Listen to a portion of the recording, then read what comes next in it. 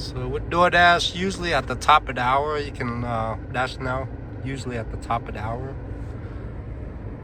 That's Grubhub. Grubhub is pretty dead. So it's 8:55 p.m.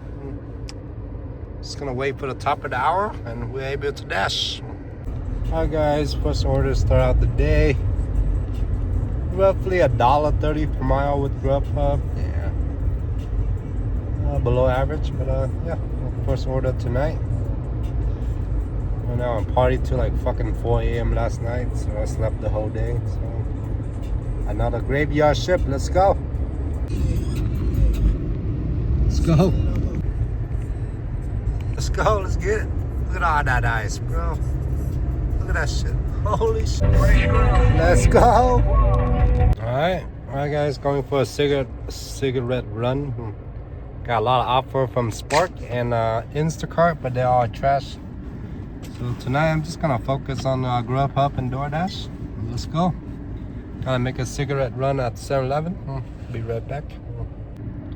Yeah, once again, all the Instacart offers are trash. Spark are trash tonight, even though it's fucking snowing and it's the coldest day of the year. With the wind chill tonight, it's gonna be in the negatives. So I'm gonna keep this video short, guys. If you enjoy side hustle, gig economy content, smash the like, subscribe, and most importantly, go back to the YouTube app, turn on all notifications. I'll see you guys in the next one.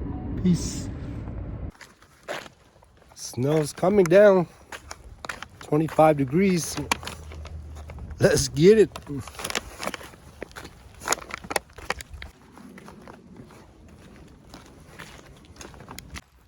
So last delivery, there's a 2-digit code, and customer don't even know the fucking code, man.